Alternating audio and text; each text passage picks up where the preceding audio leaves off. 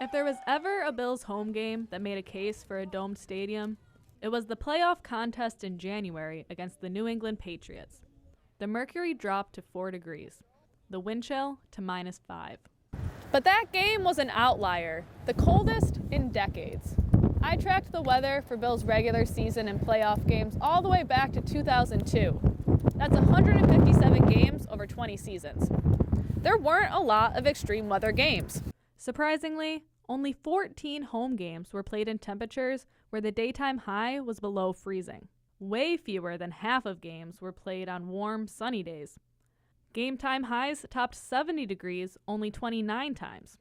That works out to once, sometimes twice a season on average.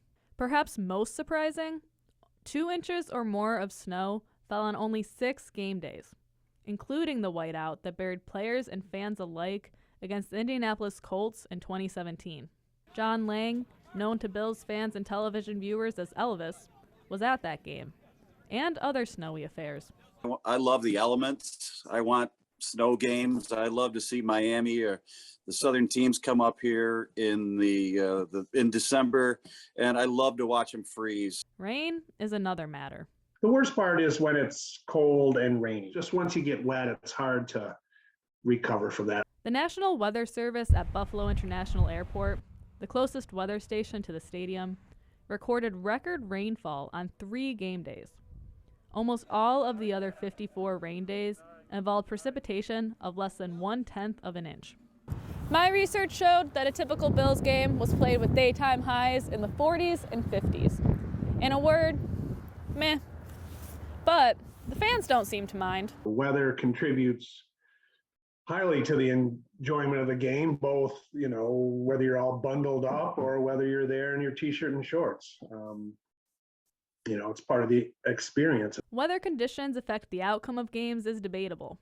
The Bills' home record the past 20 seasons is 89 wins and 68 losses.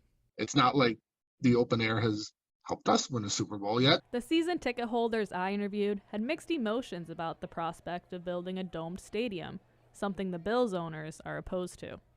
While some liked the idea of avoiding bad weather, on balance, they prefer watching a game outdoors. Part of the greatness of the sport is the elements. As soon as you put a dome over it, you cut out those beautiful September, October days where it's blue skies and you look out the back of the stadium and you see all the colors of the foliage. There's another side to the argument, that a dome would extend the usefulness of the stadium beyond the 10 or so games the Bills play there and the occasional warm weather concert. It makes complete sense to have the dome. No matter where the stadium is, in the long run, it's going to pay for itself. For Channel 2 News, I'm Lane Dowdle with Investigative Post.